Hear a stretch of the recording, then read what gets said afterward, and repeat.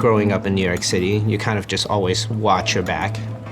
And I think during COVID, certainly it heightened my sense of awareness around my surroundings even more.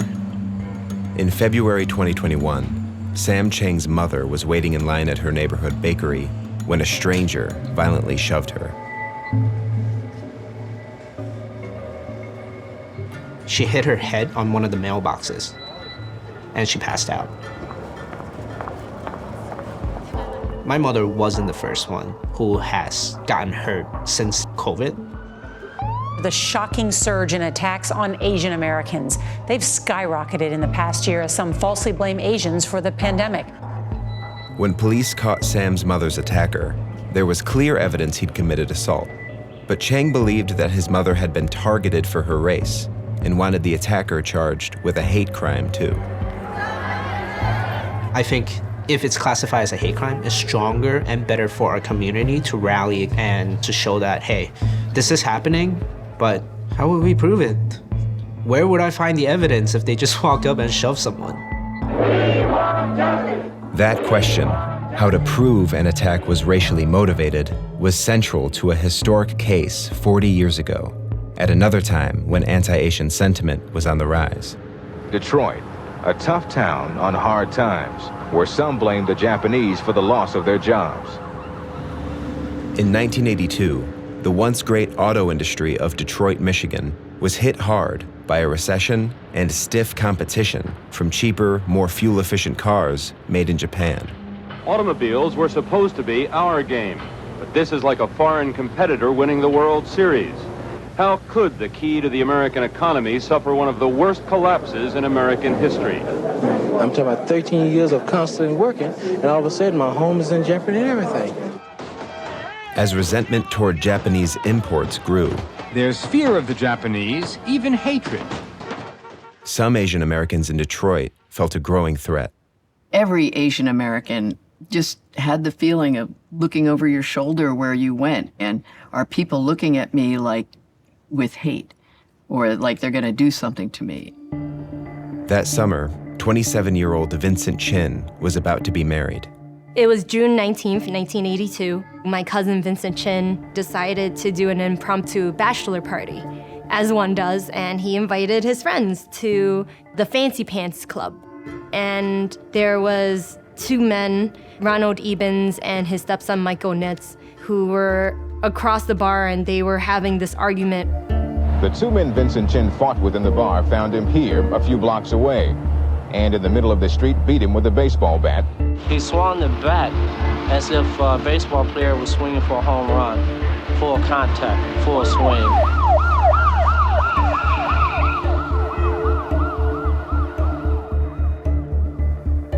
Vincent was in a coma, and I believe he was declared brain dead when my great auntie Lily pulled the plug. And so he died on June 23rd, 1982. Despite the brutality of the attack, Chin's killers, one of whom was a foreman at Chrysler, never spent a day in jail. The charge, second-degree murder, plea bargain to manslaughter. The sentence, a $3,000 fine each, 3 years probation, no time in prison. Discrimination. We don't want that. We want justice done. It was a moment of total outrage, total shock. How could this be? You beat a man to death and you get probation? Judge Charles Kaufman says justice was done, adding, these men are not going to go out and harm somebody else. I just didn't think that putting them in prison would do any good for them or for society. The family and their allies pressured the Justice Department to prosecute Chin's killers for violating his civil rights. I wanted justice for my son. I must tell to everybody know how they killed my son. The Justice Department had brought similar charges for attacks on African Americans under a civil rights era law. But the prosecutor in the Chin case says it was the first involving an Asian American. I argued that the ferocity of the beating was fueled by some kind of racial animus. Theodore Merritt says his task of proving that Ebens killed Chin because of his race was not easy, and Ebens denied it.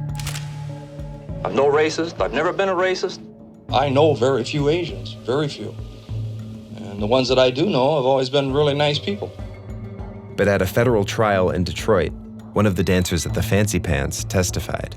She was working in the club when the argument broke out. Evans, the auto worker, she says, started it. He had made the remark, and the Chinese about, yeah, because you were out of work. That's about what he said. It's because of you, mother, we're out of work. And that would explain what his racial attitudes were towards Chin. The jury found Ebens guilty, and he was sentenced to 25 years in prison. But on appeal, Ebens, who did not respond to an interview request for this story, went free again. Pleased. I feel great, okay? Anybody would.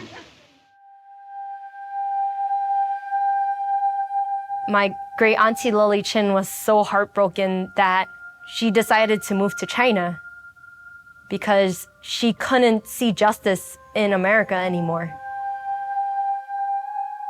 Even though the Chin case ended in acquittal, it set a precedent that attacks against Asian Americans could be prosecuted as racially motivated crimes. And legislation soon followed. And now I'm pleased to sign the Hate Crime Statistics Act into the law. In 1990, the federal government began tracking hate crimes for the first time, and many states passed new hate crime laws. Matthew Shepard, the gay college student who was so savagely murdered. Over time, federal hate crime law was expanded to include gender, sexual orientation, gender identity, and disability. But attorney Stanley Mark says that prosecutors still have difficulty proving hate crimes. The evidence is hard to gather.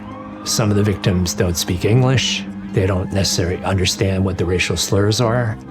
It's easier to prosecute for assault without trying to establish the motivation and intent of the perpetrator at the time the crime was committed.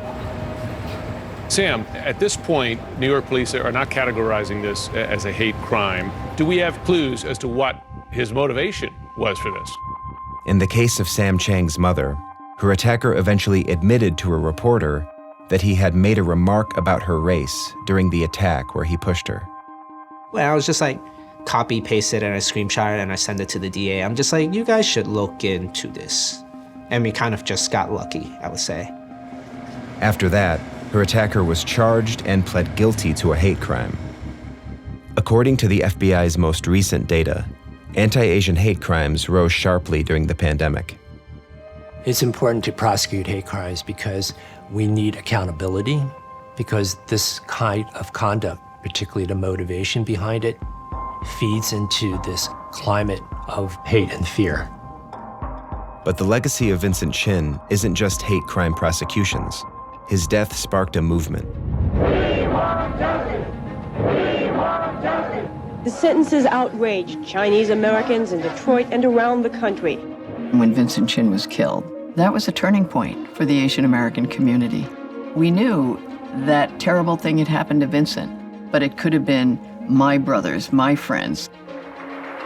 It was really a pan-Asian movement that developed, truly a civil rights movement.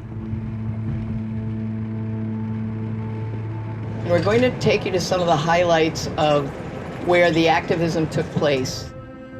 40 years after Chin's death, family members and supporters gathered in Detroit. My great auntie Lily Chin and activists and lawyers had to lay the foundation that hate crimes happen to us. And today, we have the legacy of Vincent Chin to thank. And I know this because I've seen the reaction in so many people's faces, and I've heard the testimonies of so many friends of mine and allies and activists and organizers who have all told me that they became the person they are today because they heard my cousin's story.